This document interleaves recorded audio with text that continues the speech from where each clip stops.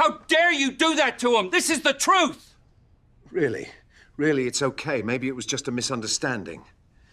If your heart has ever stirred at the sight of long overdue recognition, come join us and feel that deep pull.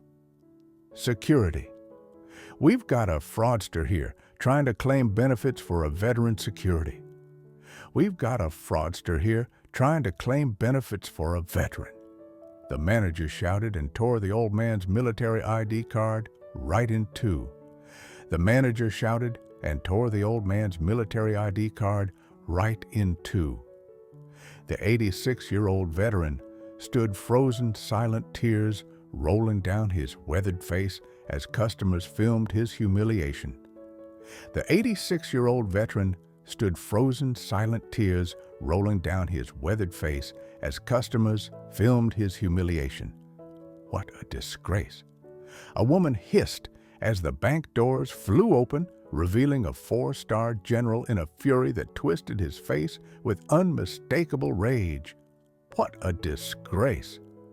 A woman hissed as the bank doors flew open, revealing a four-star general in a fury that twisted his face with unmistakable rage.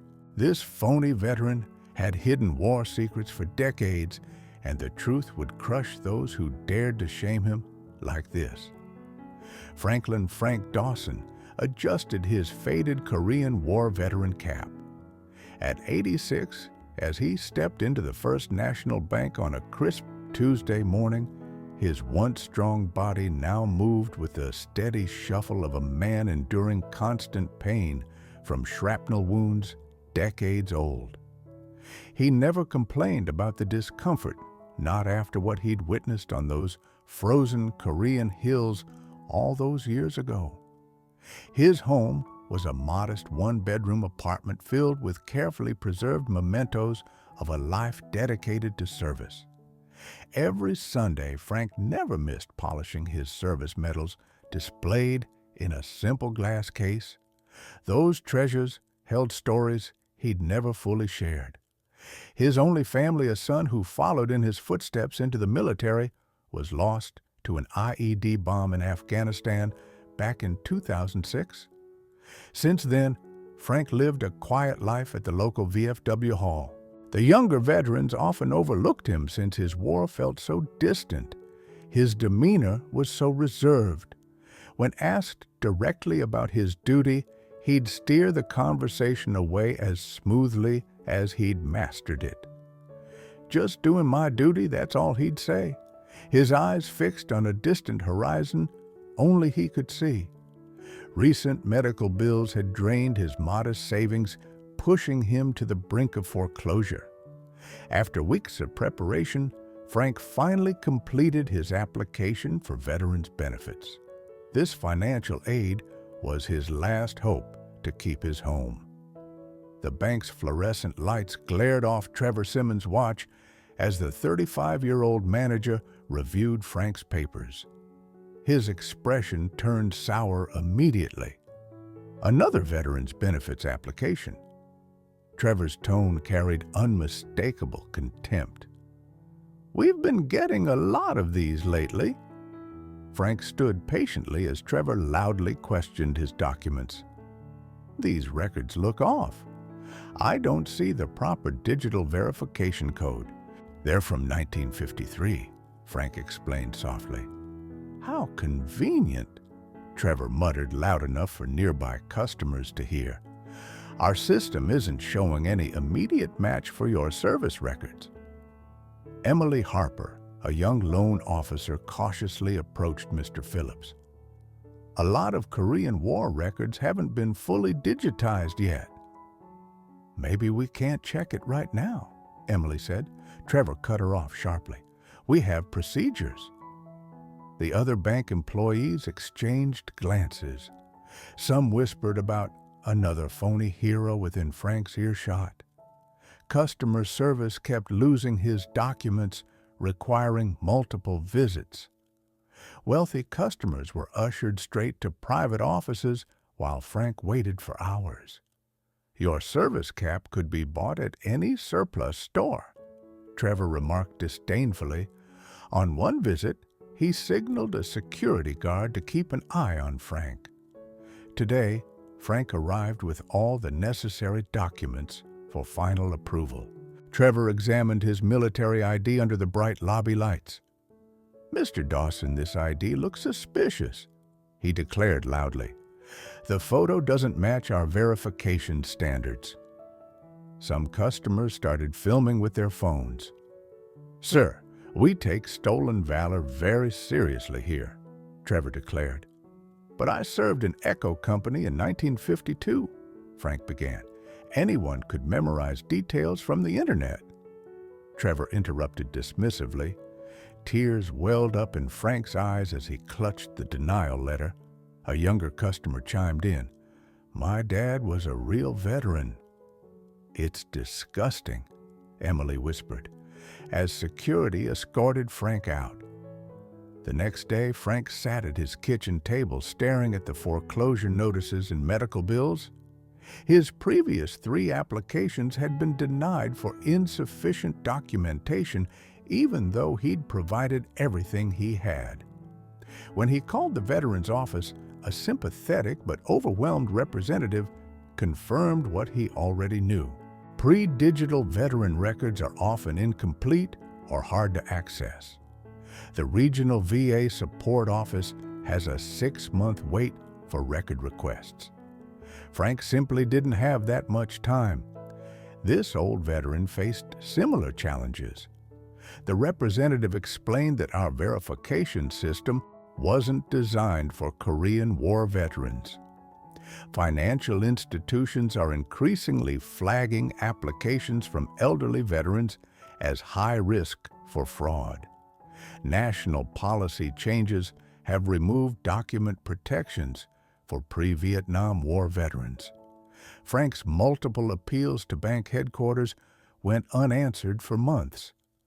A buried newspaper article detailed the discrimination against elderly veterans by financial institutions, but drew no public attention. Meanwhile, around town, Trevor bragged to his colleagues in their morning meeting. "Another valor thief shut down," he declared. "These old-timers think they can just walk in with some old papers and cash in." In a leaked internal memo from the CEO, it encouraged stricter verifications to prevent veteran identity fraud, prioritizing digital confirmation over physical documents. Emily Harper couldn't shake her uneasiness about yesterday's interaction. During her lunch break, she visited the county library's military archives. Something in Frank's demeanor struck her as genuinely authentic. As she sifted through microfilm records, she uncovered a partially redacted file with Frank's name. The reference mentioned something called Operation Forgotten, with most details heavily censored. One visible line mentioned a presidential unit citation awarded to an unspecified special operations group. Her grandfather, a veteran himself, recognized Frank's unit insignia from a secretive mountain division. As she described it, those boys weren't regular infantry. Her grandfather said they slipped quietly into places no one spoke of. Some missions remain classified. Emily found an old article mentioning 12 captured soldiers rescued by an anonymous hero. Those dates matched Frank's service time. Social media rallied around a local Facebook group, labeling Frank as a suspicious figure seeking military benefits, while comments questioned why a real veteran would be so reluctant to discuss his duty. The local VFW posts, dominated by Vietnam and Gulf War veterans, dismissed Korean War stories as ancient history. Might be exaggerated. Community members suggested Frank get a job instead of seeking handouts. They ignored his advanced age and physical limitations.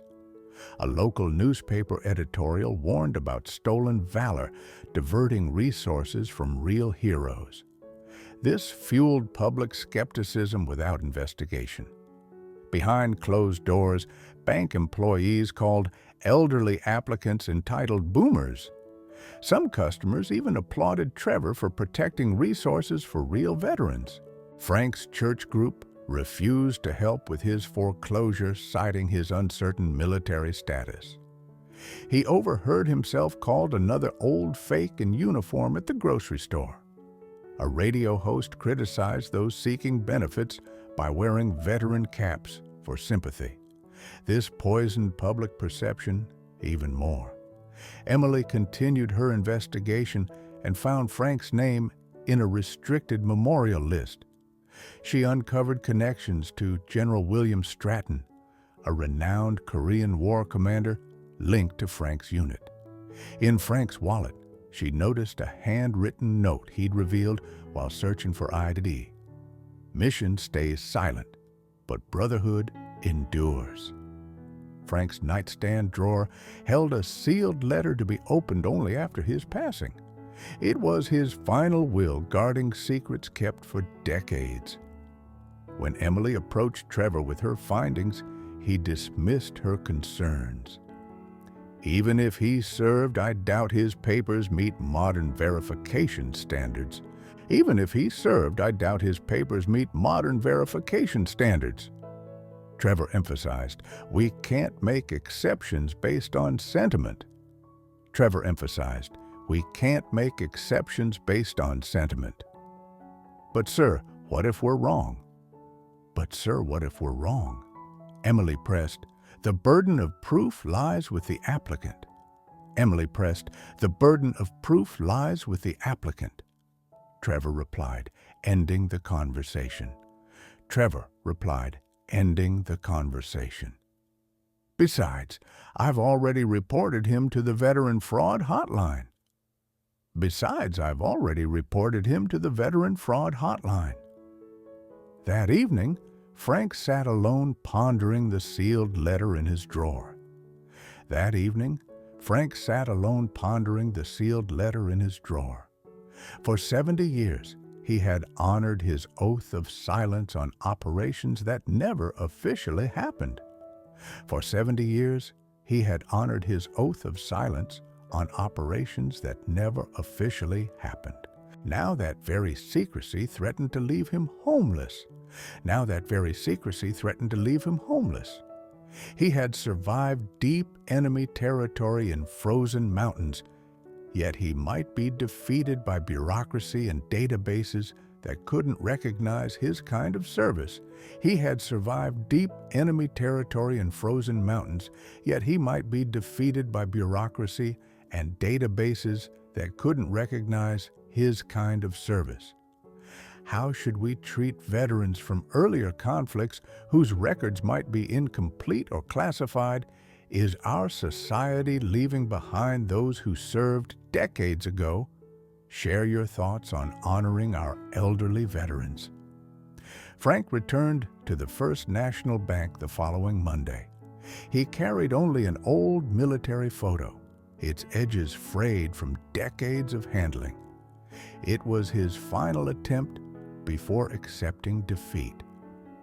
The lobby fell silent as he entered. Now he was infamous after social media spread his stolen valor confrontation. Trevor immediately emerged from his office clearly prepared for this moment. Mr. Dawson, he declared loudly for all to hear, we've confirmed with authorities that your application is at best questionable. Security guards moved closer to Frank, though the elderly man posed no clear threat. We've contacted the Veteran Fraud Hotline about your case. Mr. Dawson Trevor continued straightening his expensive tie. I advise you to leave before things get more embarrassing. Customers openly filmed the confrontation. A woman shook her head in disgust, whispering, such shameful deceit, loud enough to be heard. Behind the counter bank, employees processed the paperwork for Frank's modest home foreclosure. Emily stepped forward, clutching documents tightly. Sir, I really think we need to reconsider. We've seen enough. Emily Trevor cut her off sharply. Security We'll escort Mr. Dawson out." Frank stood still, his dignity intact despite the humiliation. His calloused hands held the photo carefully, his eyes reflecting not anger, but profound sadness. "This was my unit," he said gently, though few bothered to listen. Just then the security guard reached for Frank's arm. The bank's double doors burst open with such force that the security alarm triggered. Everyone froze in the doorway. A commander in full uniform with 4 silver stars gleaming on each shoulder, General William Stratton, now in his 90s but still commanding presence, strode into the lobby, followed by 2 uniformed aides. "Attention!" he barked in his battle-hardened voice, making everyone instinctively straighten up. The bank went completely quiet. "Which one of you is the manager?" "General Stratton demands." Trevor stepped forward, suddenly uncertain. "I'm Trevor Simmons." "Is it you who's been harassing one of my men?" Stratton interrupted, his voice like steel. He produced a folder stamped "Top Secret" in faded red letters. "James Wilson served directly under my command in the most classified operation of the Korean War." Trevor's face paled as the general continued. "Sergeant Wilson led a mission behind enemy lines to rescue 12 captured American soldiers. Details remain classified for national security reasons until recently." The general opened the folder, revealing documents with presidential seals.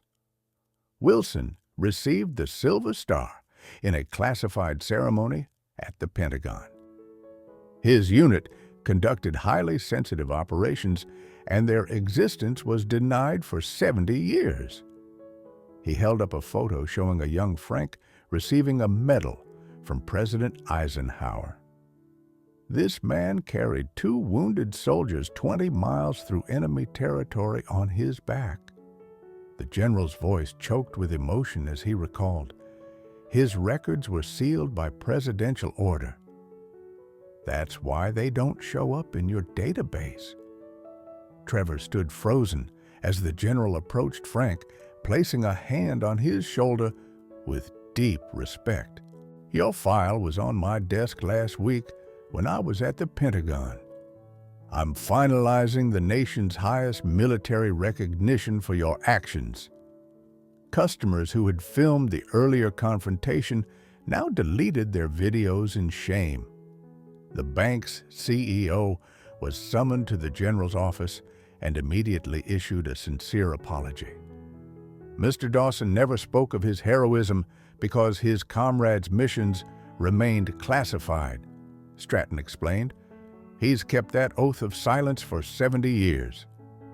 Emily quietly handed Frank a file showing how many times he'd been denied despite full documentation. His eyes reflected gratitude for her belief in him when no one else did. Trevor stammered an apology. "We had no way of knowing." "Yes, you did," the general cut in. "You kept your word as a soldier, and that's enough." Frank finally spoke softly but clearly. "I didn't come for recognition. I just needed to keep my home." General Stratton placed a hand on Frank's shoulder. "No more, old friend, and the country still remembers." Are we too quick as a society to judge people based on appearances and databases? How can we ensure we don't dishonor those who served in increasingly forgotten conflicts? The First National Bank promptly approved Frank's loan with favorable terms waiving all fees. The CEO issued company-wide policy changes for veterans from earlier conflicts, establishing the Wilson Protocol for handling pre-digital military records. Frank's story sparked a congressional investigation into the treatment of pre-digital veterans. Lawmakers uncovered thousands of similar cases nationwide where elderly veteran service records existed only in classified paper files. Trevor was reassigned to compliance training. focusing specifically on veteran verification procedures. Emily was promoted to Veteran Services Specialist at bank headquarters, developing programs to recognize legitimate but unusual service records. The National Bankers Association created the Veteran Verification Standards, providing alternative paths for elderly veterans to prove their service history. Frank's modest home was saved from foreclosure. Local veterans rallied to complete necessary repairs, replacing the leaky roof and faulty heater. The First National Bank established the Wilson Fund for veterans with incomplete records, offering bridge financing while records are located. General Stratton launched a nationwide campaign to identify other forgotten heroes whose classified operations left them unrecognized. The Pentagon expedited declassification of some Korean War special operations. A nation's character is measured by how it treats those who sacrificed in its darkest hours, and this became the campaign's rallying cry. Local schools initiated living history programs, inviting Korean War veterans to share their experiences. Media coverage shifted from stolen valor panic to recognizing forgotten heroes. Community members organized belated welcome home parades for Korean War veterans. Outdated bank training now includes sections on honor before verification, teaching employees to preserve dignity during the process. VFW headquarters established special recognition for pre-Vietnam veterans, acknowledging their unique challenges. Military historians documented previously classified operations, crediting the participants. Their contributions had been hidden for decades. 6 months later, Frank received the Medal of Honor in a White House ceremony. Formerly skeptical bank customers lined the streets as he returned home, now understanding what quiet heroism looks like. Frank visited the local high school, finally sharing his story publicly for the first time. "I stayed silent for my brothers who didn't come home," he explained to the students, who listened in hushed awe. "Their missions still protect you today." The former bank manager attended the ceremony, and Frank shook his hand. "We all make mistakes," he said simply. Emily established a scholarship for students researching overlooked military history. The bank lobby now displays photos of local veterans, including a young Frank in his mountain warfare uniform. The final scene shows Frank at the VA hospital visiting other forgotten Korean War veterans. "The greatest honor isn't the medals," he told the students. "It's serving alongside heroes whose names you'll never know. Heroes walk among us every day, often unrecognized and unthanked. Have you ever discovered someone's remarkable past that changed how you saw them? Has an untold story ever made you rethink your judgments? Share your experiences in the comments. Subscribe to follow more stories of redemption, recognition, and silent heroes. Nearly forgotten history at American Valor Stories. We don't just tell stories, we restore honor. This is where forgotten warriors get their overdue justice, where lifelong silence finally speaks, and where you, the viewer, can witness the moment respect is finally given where it's due.